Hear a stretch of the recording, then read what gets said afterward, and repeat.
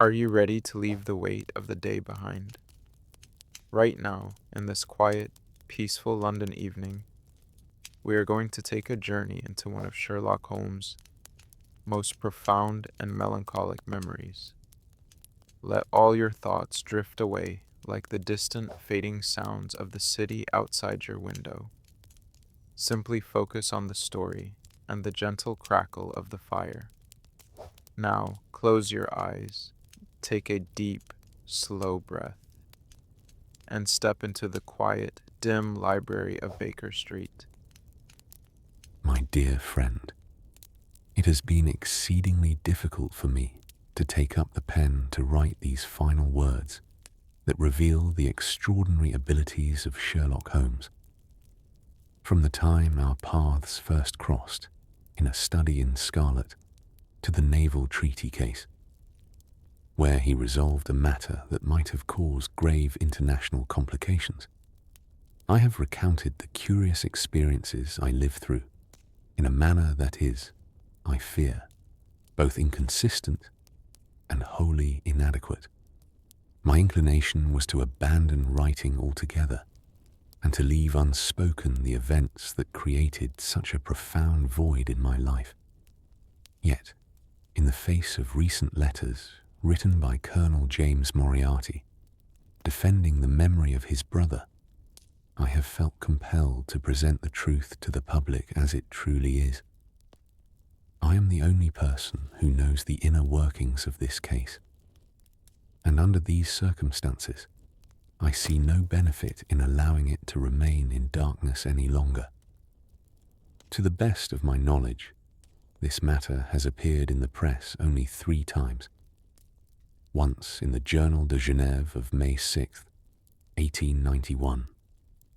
Again in a Reuters dispatch published in the English newspapers on May 7th.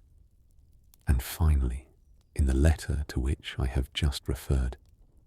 The first 2 accounts were exceedingly brief. The latter, however, was nothing more than a distortion of the truth. The time has come to recount what truly transpired between Professor Moriarty and Sherlock Holmes. Readers will recall that after my marriage and the establishment of my practice, the close and intimate relationship between Holmes and myself altered somewhat. Though he would still call upon me in cases where he desired the companionship of a friend, such visits became increasingly rare, and by the year 1890, the number of cases I recorded had dwindled to 3 over the course of an entire year. During the winter of 1890 and the spring of 1891, I learned from the newspapers that he had been entrusted with a matter of the utmost importance by the French government. From the letters Holmes sent me from Narbonne and Nîmes, I concluded that his work in France would be prolonged. Thus, when I saw him in my consulting room on the evening of April the 24th, I was somewhat surprised. His appearance immediately struck me as more pale and worn than usual. Though I had not uttered a word, he read my thoughts in my expression. "Yes, I have not been taking proper care of myself," said he. "I have been under some strain lately. May I close the shutters?" The only source of light in the room was the lamp upon the table, where I had been reading. Holmes moved along the wall to the window, closed the shutters, and bolted them. "Are you afraid of something?" I asked. "Yes, I am." "What are you afraid of?" "Air guns." "What do you mean, my dear fellow?" "You know me well enough to understand that I am not a nervous man. To deny the danger one faces is not courage, but folly. Might I trouble you for a match?" As he drew deeply upon his cigarette, he seemed to regain some composure. "I must apologize for calling at so late an hour," he said, "and I hope you will forgive me for leaving presently by climbing over your back wall." "What on earth does all this mean?" I asked. He held out his hand, and in the lamplight, I saw that 2 of his fingers were cut and bleeding. "As you see, it is no trifling matter," he said with a smile. "On the contrary, it is serious enough to injure one's hand. Is Mrs. Watson at home?" "No, she is visiting." "Indeed? Then you are alone?" "Quite so. In that case, it will be easier for me to propose that you accompany me to the continent for a week." "To what part of Europe?" "It does not matter." The situation was most unusual. Holmes was not a man given to aimless travel, and his pale, drawn face suggested that his nerves were under considerable strain. Reading my questions in my eyes, he leaned forward, resting his elbows upon his knees, his fingertips pressed together, and began to explain. "You have probably never heard of Professor Moriarty," said he. "I have not." "That is precisely what makes him remarkable," he cried. "The man has London at his feet, yet no one knows his name. That is why he stands at the very pinnacle of crime. I tell you, Watson, if I can defeat him and rid society of his presence, I shall have reached the summit of my profession. Then I may at last settle into a quieter life. Between ourselves, the cases I have recently resolved for the Scandinavian royal family and the French government would allow me to retire into peaceful study, if I wished. But while such a man as Moriarty walks the streets of London, I cannot rest." "And what is his specialty?" "He has had a most extraordinary career. He comes of good family and received an excellent education. He possesses a natural genius for mathematics. At the age of 21, he wrote a treatise on the binomial theorem, which has had a European vogue. On the strength of it, he obtained a professorship at a minor university and seemed destined for a brilliant academic future. But he has hereditary tendencies of the most diabolical kind. Crime is in his blood, and his extraordinary mental powers have only intensified it. Dark rumors compelled him to resign his post, and he came to London, where he began giving private instruction. Up to that point, everything is known. Now I shall tell you what I have discovered. As you well know, Watson, no one knows the criminal classes of London better than I do. For years I have been aware of a force at work behind the criminals, a deep, organized power that shields them. In many cases, counterfeiting, theft, murder, I could detect its influence. In countless unsolved cases, I sensed its presence. For years I sought to lift the veil, and at last I succeeded. After unraveling 1,000 cunning knots, I found that the thread led to Moriarty. He is the Napoleon of crime, Watson. He is behind half the crimes in London and nearly all that go undetected. He is a genius, a philosopher, an abstract thinker. Like a spider at the center of its web, he sits motionless. Yet that web has 1,000 radiations, and he knows well which strand to pluck. He does little himself. He merely plans.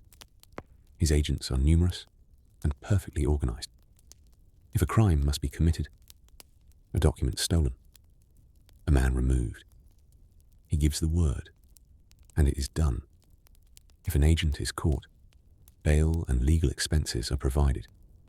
But the central figure, the man who employs them, remains untouched and unsuspected. That is the organization I have been working to expose and destroy.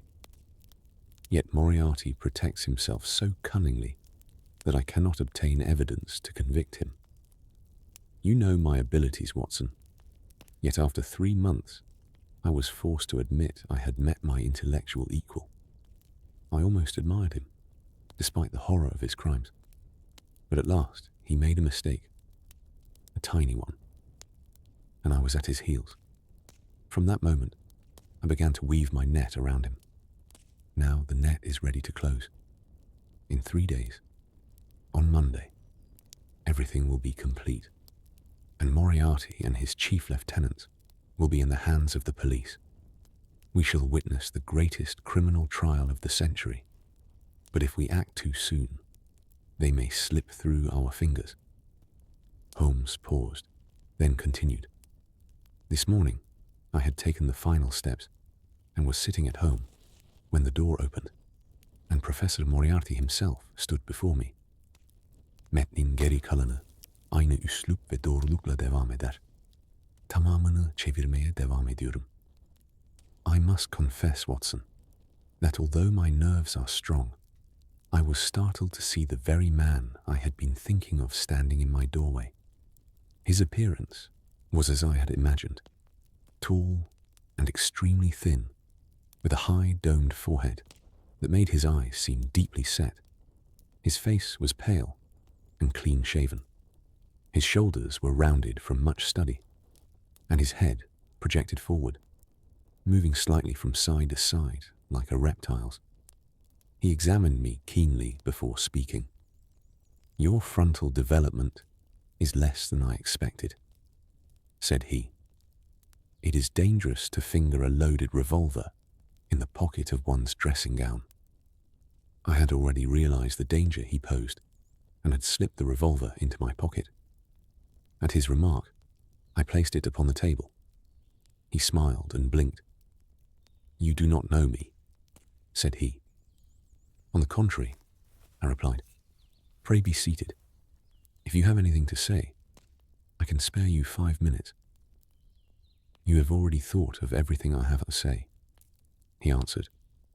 Then you must also have anticipated my reply. Will you desist? Never. He took out a notebook and referred to it. On January 4th, you interfered in my affairs. On the 23rd, you inconvenienced me. In February, you caused me serious trouble. By March, you had thwarted my plans entirely. And now, in April, you threaten my liberty. I cannot tolerate this. Have you any proposal? I asked. You must abandon this, Mr. Holmes. After Monday, I said. It is a pity, he replied. You are a clever man, but you must see where this leads. You leave me no alternative. Danger is part of my trade, I answered. This is not danger. It is annihilation, said he. You are opposing not one man, but an organization. If you do not withdraw, you will be crushed. I rose. I regret that I have other engagements, I said.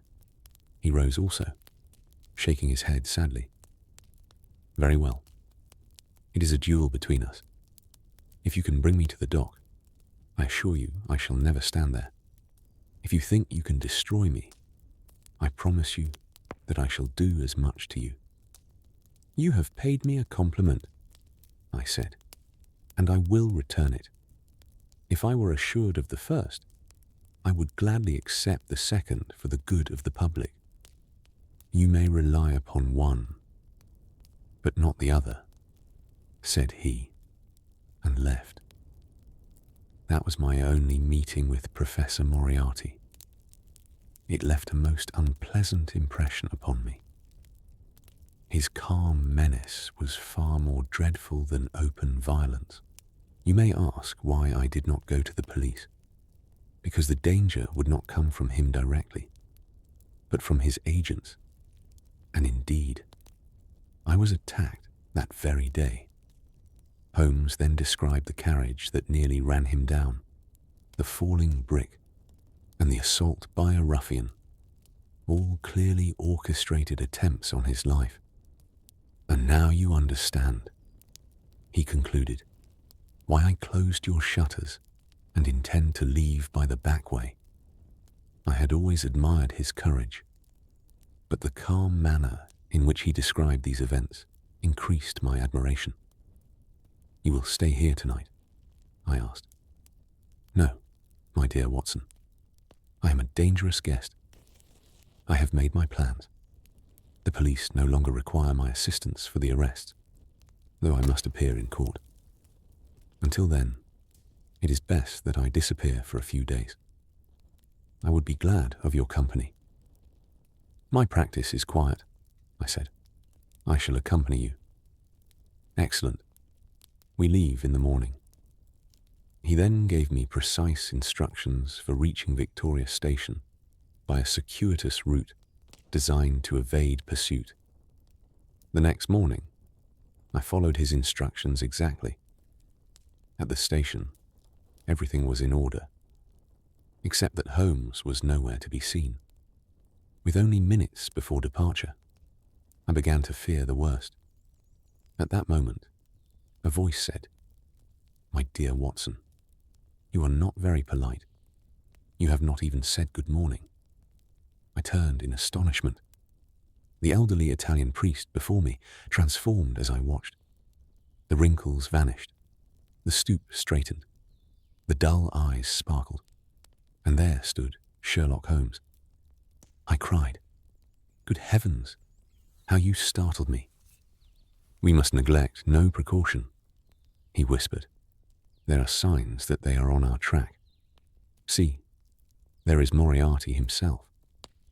As Holmes spoke, the train had begun to move. Looking back, I saw a tall man forcing his way angrily through the crowd and raising his hand as though to stop the train.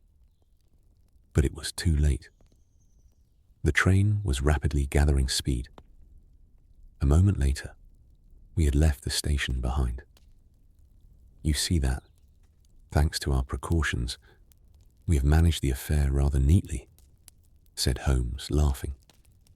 He rose, removed the cassock and hat he had used for his disguise, and placed them in his handbag. "Did you read the morning paper, Watson?" "No." "Then you do not know what happened in Baker Street." "Baker Street?" "They set fire to our rooms last night. There was no great damage, however." "Good heavens! That is too much, Holmes." "They must have lost my trail after the arrest of the fellow who attacked me with the bludgeon. Otherwise, they would not have imagined that I had returned home. But it appears they followed you as well, merely in case. In that way, they were able to trace us to the station.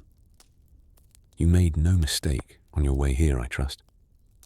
I did everything exactly as you told me." "You found the cab then?" "Yes. It was waiting for me." "Did you recognize the driver?" "No.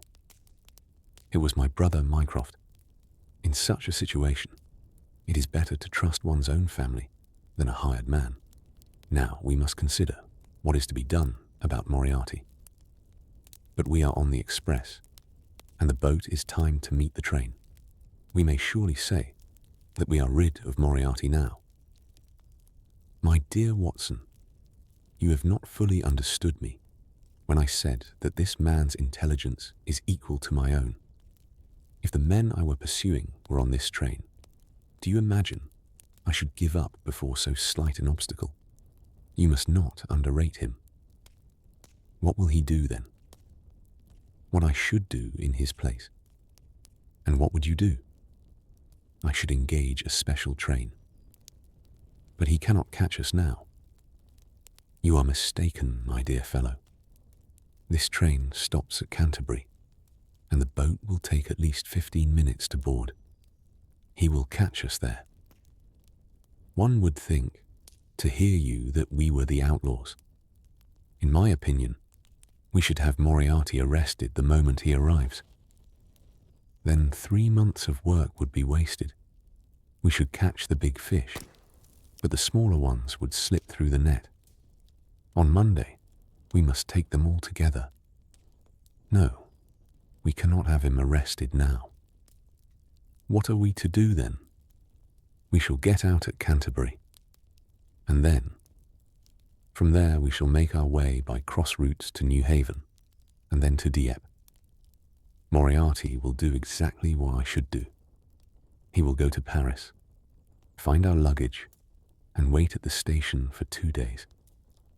Meanwhile, with our knapsacks on our backs, and gladdening the hearts of the innkeepers along our road, we shall make our way through Luxembourg and Basel to our place of rest in Switzerland. We did as my friend advised and got out at Canterbury, though there was still an hour before the New Haven train. I was looking rather mournfully after the luggage van that is carrying my clothes away, when Holmes tugged at my arm and pointed down the railway line. "There you see. It has not taken long," said he.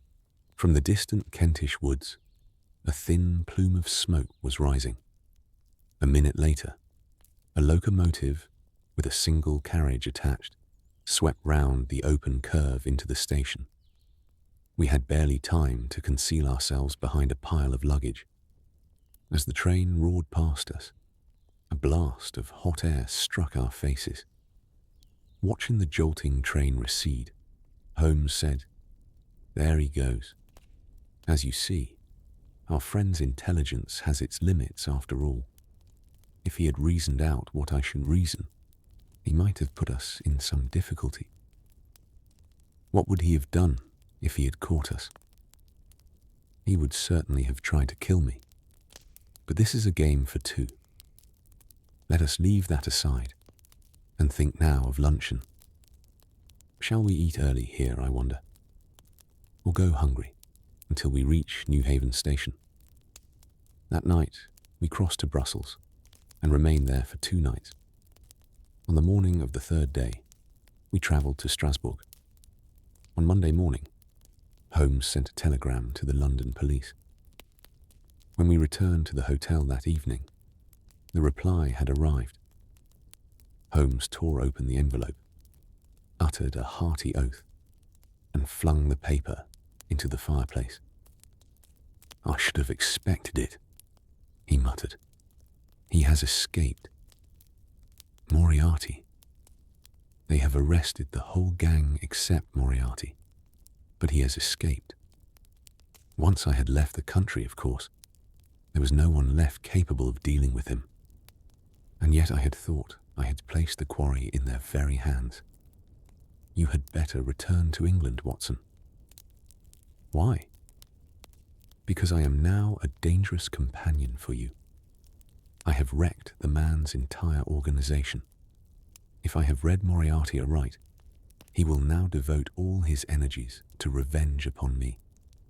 His words during our brief interview made that plain. My advice to you is to leave me here and return to your practice." But that was advice which a retired soldier and an old friend such as myself could not accept. We discussed the matter for half an hour over our dinner in Strasbourg, and that same night set out for Geneva. We spent a delightful week wandering through the Rhone Valley, and then turned toward Luc, crossed the Gemmi Pass, still covered with snow, and reached Meiringen by way of Interlaken. It was a splendid journey, with the fresh green of spring beneath us, and above, the untouched snows left by winter. Yet I knew very well that Holmes never for a moment forgot the shadow which hung over him. In the charming alpine villages, and upon the lonely mountain passes, I could see him examine sharply every face that passed us. Wherever we went, he seemed to feel that we could not escape the danger that followed us step by step.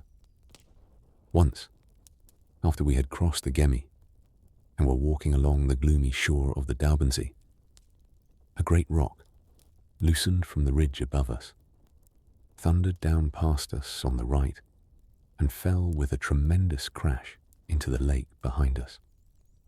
Holmes immediately ran up the slope and, standing on a high point, searched in every direction, but in vain. Our guide insisted that in spring it was common for rocks in those parts to fall. Holmes said nothing, but he looked at me and smiled with the air of a man who sees something he had expected come to pass. Despite his constant watchfulness, he was by no means anxious. On the contrary, I do not recall ever seeing my friend in better spirits. Again and again he said that if he succeeded in freeing society from Moriarty, he would gladly bring his career to an end. I do not think I exaggerate, Watson, when I say that I have not lived wholly in vain, said he.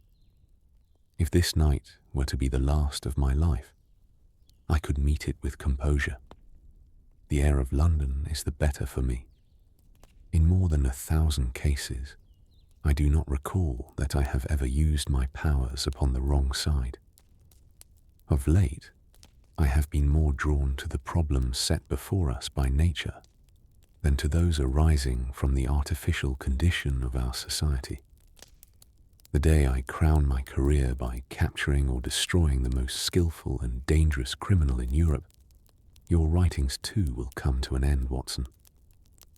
There remains very little for me to tell, and I wish to tell it briefly and plainly.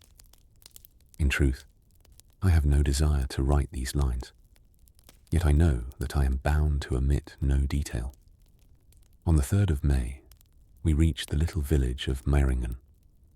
There we put up at the Englischer Hof, kept by an elderly man named Peter Steiler. The innkeeper was an intelligent fellow, and as he had once served for 3 years as a waiter at the Grosvenor Hotel in London, his English was excellent. On his advice, we set out on the afternoon of the 4th of May to cross the hills and spend the night in the hamlet of Rosenlaui. He urged us, in particular, not to miss the Reichenbach Falls, which lay nearly halfway on our route. By making a slight detour from the path as we climbed the hill, we could see those magnificent falls. The place he described was, in truth, a most awe-inspiring one. The river, swollen by the melting snows, plunged into a bottomless abyss, from which a mist rose like smoke from a fire. The sides of the chasm into which the river fell were lined with gleaming, coal-black rocks. Where the water struck, it foamed like water boiling in a kettle.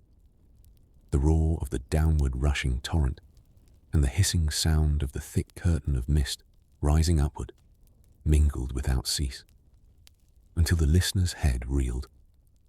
We stood at the edge, watching the flash of the water against the black rocks opposite us, and listening to that human, screaming sound that rose with the mist from the abyss.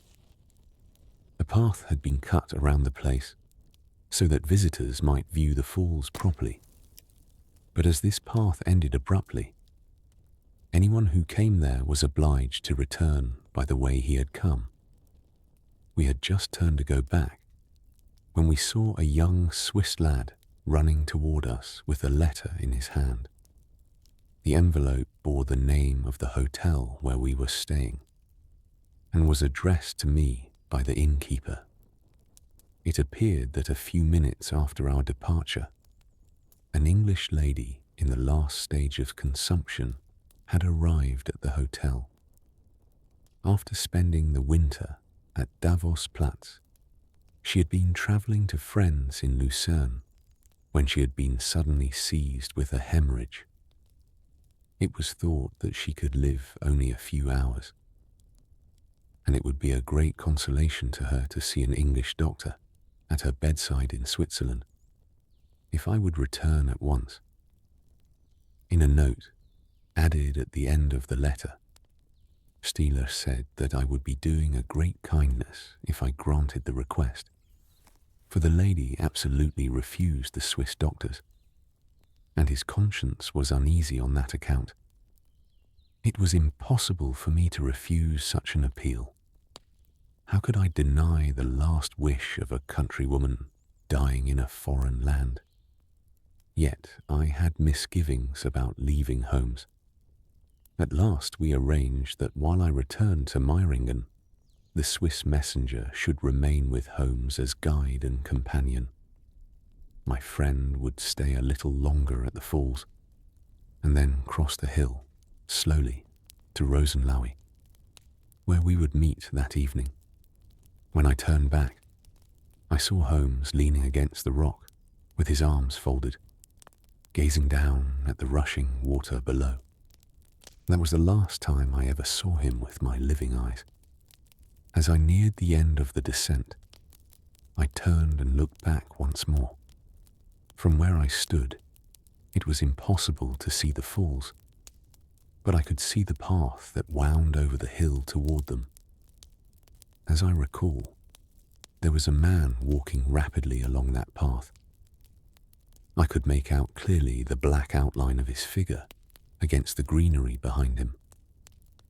The energy with which he walked drew my attention, but as I was hurrying back to the hotel, I gave it little further thought. It took me a little more than an hour to reach Meiringen. Old Steiler was sitting at the entrance of the hotel. I hurried up to him and said, "I hope her condition has not worsened." A look of astonishment appeared upon his face.